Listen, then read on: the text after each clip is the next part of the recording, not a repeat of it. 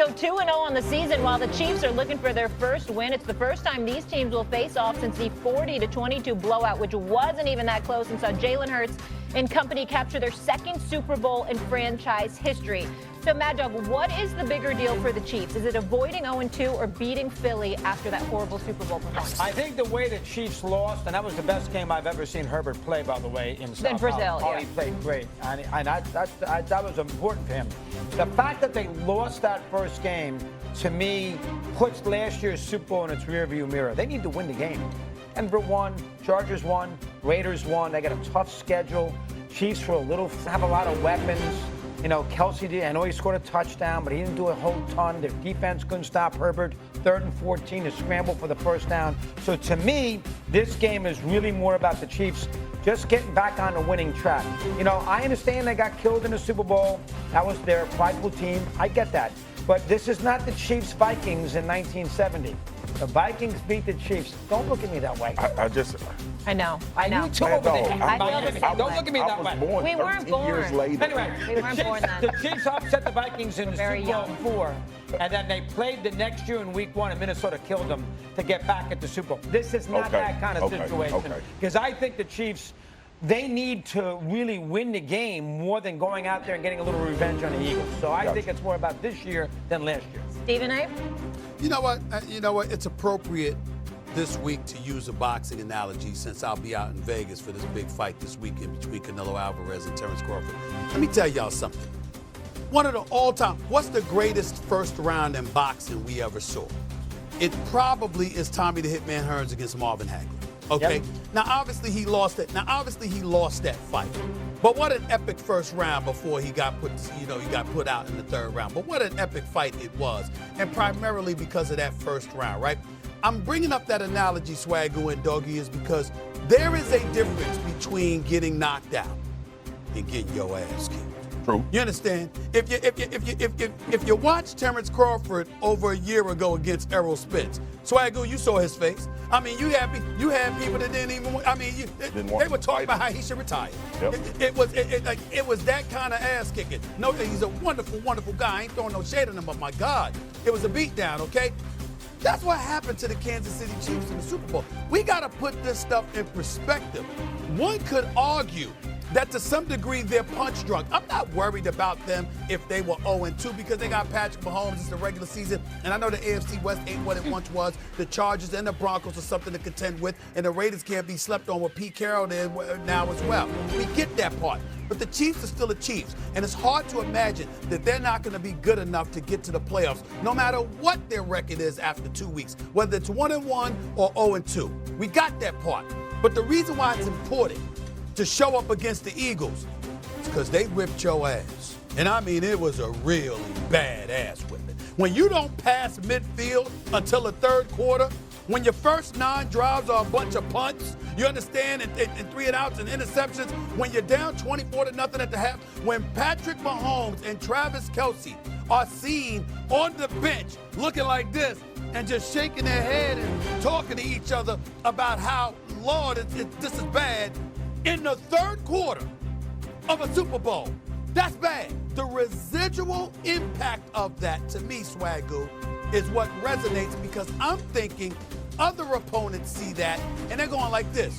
If we could just do this, we could get them. If we could just do that, we could get them. And in this case, it's rushing 4, 7 back in the coverage, not blitzing at all, okay, and still dominating. Of course, that's what it takes. Everybody can't do that.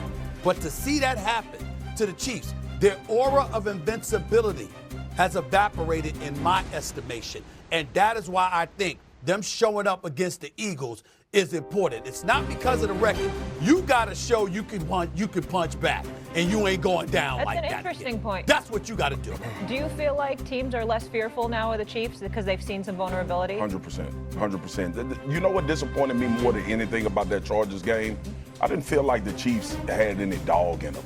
I felt like they just felt like, well, eventually Pat will make a play and we'll be able to win this game. And I think that's part of the issue with Kansas City right now is they got to stop living off that a little bit and become – because here's what people don't acknowledge because we've been so punch drunk over the greatness of Patrick Mahomes that this team was really built on being a physical football team. if you think about the Super Bowls that they won, the running backs could have been the MVPs of those games. The offensive line, defensive line. The first time we saw them get destroyed was against Tampa Bay, and it was because the offensive line wasn't really good. Yep, got the killed. following year, they go revamp the offensive line. They get back to some physicality, win the Super Bowl. The last time we saw them on the football field, before this season started, they were getting destroyed on the offensive line. I didn't feel like, and I felt like that season after Tampa, within Kansas City's building, there was a feeling of we got to go get our get back. And I didn't see that against the Chargers. It felt like the Chargers kind of knew that this is not the same Kansas City Chiefs that we've been playing against. And look, they've had the Chargers have had this revamp of energy from Harbaugh. They want to be a physical football team. They leaning into Justin Herbert. Greg Roman is there now, who came from Baltimore, who's been able to run the football on everybody. And they had a tremendous amount of success.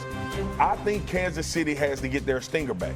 I think a little bit of it is gone. That's why, like, I would love to go against Stephen A. on that, but I'm in that lane with him about their stinger. It just don't feel like when they take the field that they want people to fear them. And I used to feel like that about Kansas City. Now it's about what Patrick Mahomes can do more so than playing the Kansas City Chiefs as a whole. Swag, doggy. Let me just throw, I mean, because I know I've said it to other people, but I've never said it to both of y'all on the show together. Let me just run down a little short list for y'all to hold on to for this season when I bring up Punch Drunk and the Kansas City Chiefs. Fully expecting them to make the playoffs, but seeing some vulnerabilities. Didn't pass midfield until the last few minutes of the third quarter. First 9 drives of the first 9 drives of the Super Bowl into the third quarter. 6 punts, 2 interceptions, 1 turnover on downs. They became the first team all season long, regular season or postseason last year, where the offense didn't run a single play in their opponent's territory in their first 9 drives. 12 of Kansas City's 13 offensive drives went for 5 or fewer plays. No drive exceeded 4 plays in the entire first half. And Patrick Mahomes was sacked a career high 6 times, and the Eagles didn't blitz once the entire Super Bowl. Ladies and gentlemen, that is an ass kicking. That is a beatdown. And when you see someone as great as Patrick Mahomes, as great as Andy Reid, as great as Travis Kelce is, regardless of how he looked last year to some degree, he's still Travis Kelce, damn it. When you see people that great, that humbled, it doesn't just go away. Yeah, that's true. It doesn't. The Eagles are going to have one of their stingers back that they didn't have last week, because Jalen Carter will not miss any future games for spitting. Because guess what? If this penalty had come down, maybe I would feel differently if the penalty had come down immediately. But since they just announced it, and you brought up what you just brought up that happened in college, doggy, then you got cats out there mimicking stuff. We're talking about role models, right? We're talking about making sure that behavior ain't emulated, right? We're talking about making sure that you understand the severe ramifications that come with such a heinous, disgusting act like spitting on somebody, right? Guess what? Another game ain't no problem just suspending that guy. And that man for Florida, he should be suspended multiple games too. Listen, you remember years ago, like a lot of years ago, you like to go back in the past. Bill Romanowski did this. Oh, I know. I don't like him either. And it was like, you've heard me say this before too, Molly. There's a code that we all really supposed to live by in the league. We don't have to like each other. We don't have to be the best of friends. But this is one of those off-limit things that's supposed to be understood within the league, right? Within the NFL. It's a lot that goes on out there. It's a lot of talking. We talk about your mama, your dog, your sister. It's a lot of that going on. And everybody understands that comes with the territory. I was on last week after Jalen Carter did this, and it was stupid. It's immature. And his maturity is always the part for me that comes into question.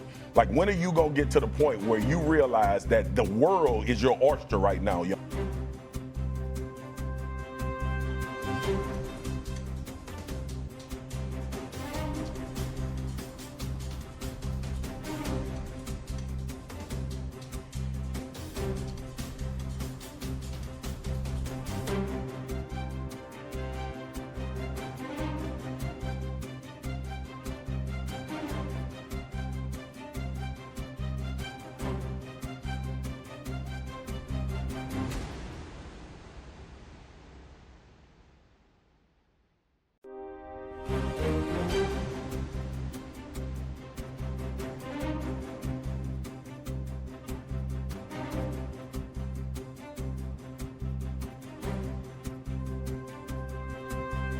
Peace.